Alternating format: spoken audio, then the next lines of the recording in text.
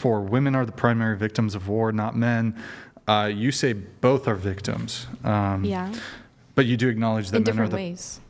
Sure, but you acknowledge that at least when it comes to war, men are more the victims than women.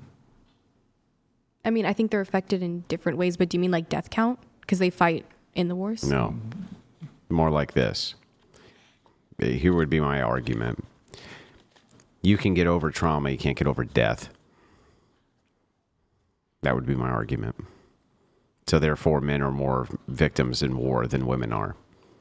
I mean, yeah, I think you'd also have to look at the war. Like when I think about what's going on in Sudan right now, like I'd say women are in a way like very much victims. What's going on in Sudan? Like there's a lot of like mass rape and torture. Yeah, that's true, but men are still primarily the ones dying.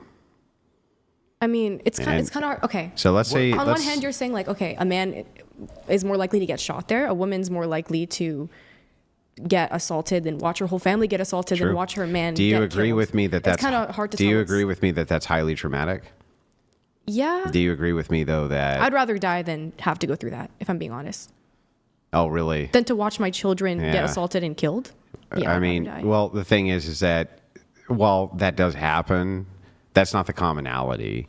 And so the thing is like in warfare, if you agree with me that trauma is something that you can adhere to and something that you can deal with and something that many people can even place behind them, then even if it's traumatic for women. As long as you acknowledge that many people can't fully. Like you mentioned veterans killing themselves. Many can't. But when you say many, like how many are we talking? Also, it's not just trauma. Like war affects you permanently in other ways, like economically. That sounds like it's all trauma, though.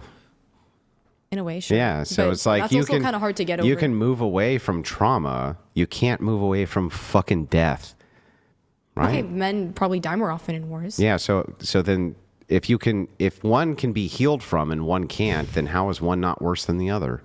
I mean, again, I mean, a woman can heal from that trauma, but like a lot of the time, men can't heal from the trauma of death. Do we agree? Isn't trauma, is it?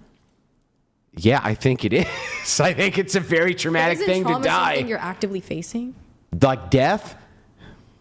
Okay, I thought you meant like lasting trauma, like something that you experience. I mean, it lasts as long as you're alive to experience that death.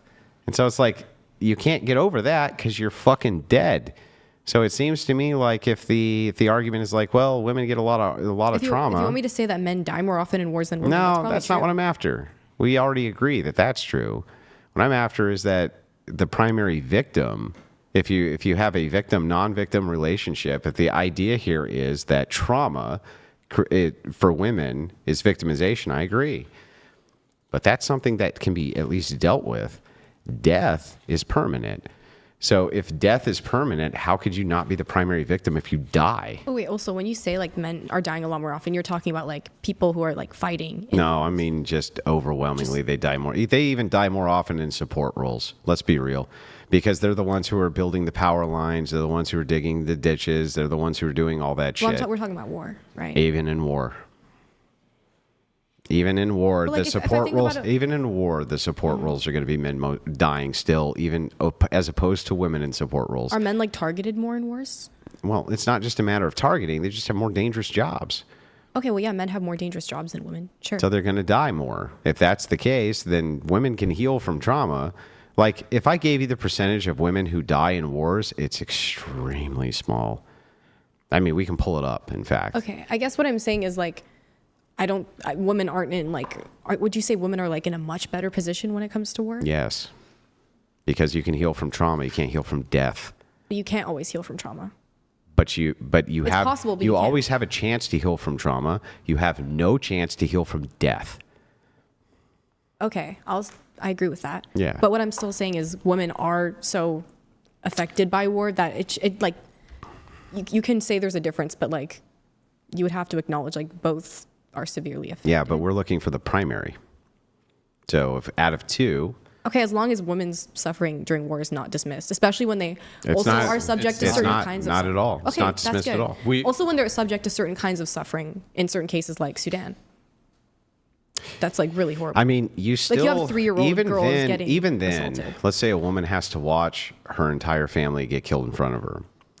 I still think that that's preferable to her being one of the members of her family killed in front of her, because that's a permanent condition and the trauma is something which can at least be dealt with. So you would agree that there's at least some women who go through that situation who can deal with that trauma long term. Though it affects them horribly, I agree, they at least have a chance. If they're that's like hang torture. on, but if they're dead, they don't. They don't even have the chance. I mean, the way I almost see it is like if you're alive in that circumstance, it's so torturous. It's like, what a torturous, woman but you may have be going through in Sudan but you right have now. a chance to heal from it, or you have a chance to deal with it. You have at least a chance to do that. And if you're dead, that chance gone. I don't think any woman's going to heal from like all her children dying. Listen, do you think that women haven't seen that in war before and went on to continue with life clear up until an old age? Because they have. And yes, the trauma's with them and it's horrible, but they at least have that chance. The dead don't have a chance because they're dead. So I think that would be the primary victim, right? Okay, by the metric of death toll, then yeah, men are affected worse, but both Yeah. are severely badly affected. Well, all so I'm saying. we acknowledge that terrible things do happen to women during wartime. It's not just roses and daisies for women, although for many it is.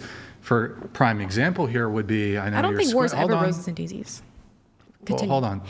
Well, then So, for example, in Ukraine, all the men had to stay. They were barred, even men who weren't actively even in the military, From leaving. All the men had to stay, physically prevented from leaving. All the women, if they were so inclined, could leave. And many of these women, where did they go? They went west. United Kingdom, Stockholm, Italy, wherever. Got They refugee went status, to yeah. They went to the United States. They went to Miami. Within 2 weeks of the Ukraine war breaking out, you had Ukrainian women who were in Stockholm, Stockholm, Sweden, and they were in the hottest nightclubs there, partying and getting fucked by hot Swedish dudes. Explain to me how the Ukrainian women in the Ukrainian conflict have it worse than the Ukrainian men? I never said they had it worse. So who's the primary victim of war, at least as it relates to the Ukrainian war? Well, in that case, men. In that case, men. Many women, and this isn't just related to the Ukraine conflict, many women have the option to flee. Okay, They so can escape. what you're saying is in certain situations, women will have an advantage in war. Most I'm saying, situations. I would also say in You certain, can point to Sudan. I can point to 99% of wars that have ever occurred. Men have had it worse. What is a male life worth to you? like the.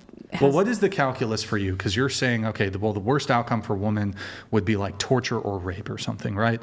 So then, how many men would you be willing to let die to prevent one rape? 0. I wouldn't want anyone. So I would already you said allow one man to die to prevent one rape? no. I wouldn't allow a man Okay. to die. I I never mean, said women's suffering was worse than men's. Did I? I mean, then why are you? I'm not sure why you're arguing.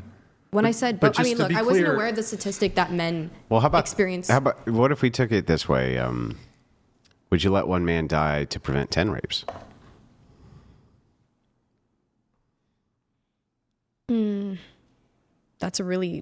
That's a tough question. 15?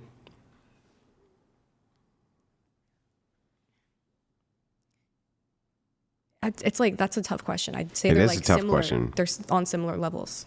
If they're on similar levels, then that would mean that there would need to be at least 15 rapes for every one man dead for the women to be I mean, the it's prime. kind of hard Hang to on, like hang on. quantify that. That would mean, though, the entailment of that would mean it would be at least, at the very least, 15 rapes per every man dead that would be necessary for women to be the primary victims in that I never conflict. said women were the primary victims. So then, Even in my original, like, this is a topic, I'm going to be honest, I'm not very educated I on. understand. Even in my original paper, I never said that women were the primary victims. I just said, yeah, I know, all but I I'm said was asking you, both are based on very the severely information you have affected. now, would you say men are the primary victims of war? Well, in terms of death, yeah.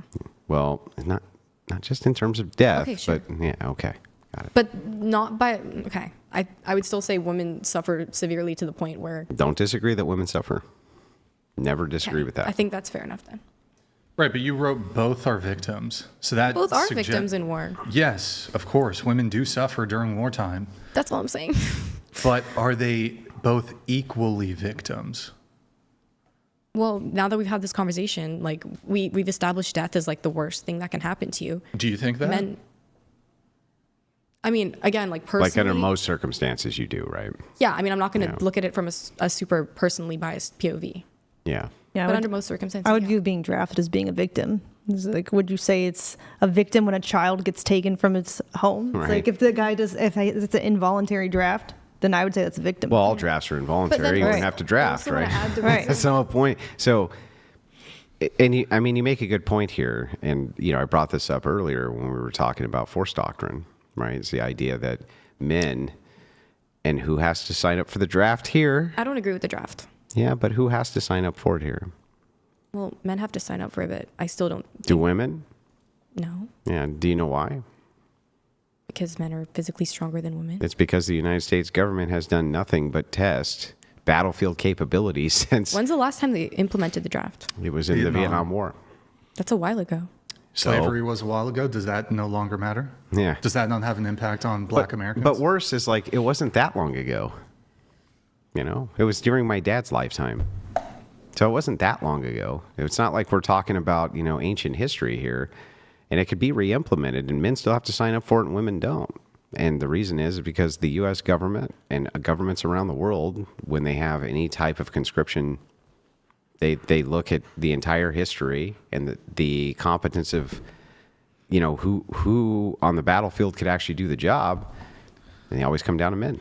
Well, I agree. Men are victims of the draft. When I said like both, also I was thinking about like how there are certain types of suffering that like only women will be able to experience during war. Like my head went Like to what? like in Gaza, women who are pregnant, they don't have access to like the medical care that is needed for that kind of situation. And like women who are breastfeeding in that situation literally are drawing from their own like nutritional storage to the point where they're like becoming malnourished themselves.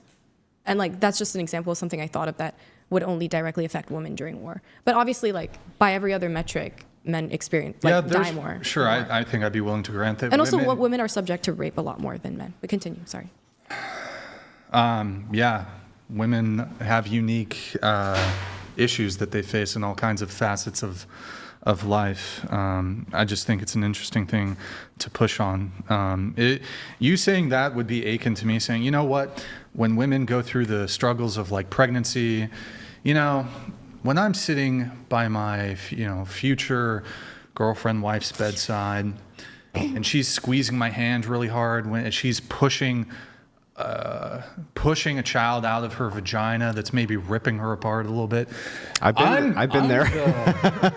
Poor Andrew's hand was squeezed really hard and it was bruised for a couple days. And he's the primary. Actually, most of it was my wife swearing at the midwife and calling her a fucking incompetent idiot, which I thought was funny. No, you fucking idiot! I was like, yes. It'd be like us men saying, well, us men are the. I wouldn't say, as it relates to pregnancy, I wouldn't categorize it under like a victimization, but I'll say suffering. I think women suffer from physical pain, and there's probably stress related to pregnancy. That would be like me saying men are the primary sufferers of pregnancy because they have to witness their wives being in pain, and their wife squeezes their hand really hard when she's giving birth or something. I'm a little confused on what that has to do with what I said. Well, he's just trying to make the analogy. So it works something like this. I suffer watching all of the pain that my wife is in when she's pregnant. And I suffer having to watch her give birth, and it does damage to her, right? Mm-hmm. It's very traumatic. And so the thing is, though, is like, but which is more traumatic? Her giving birth or me having to witness it? Her giving birth? Right. And so the analogy that he's drawing is like, which is more traumatic? The fact that you have to witness your husband's death or you die, right? He's trying to draw the parallel that way. You already said death was like the worst thing. Yeah, I get it. I already got I understand. on with that point. All right, I'm going to blast through the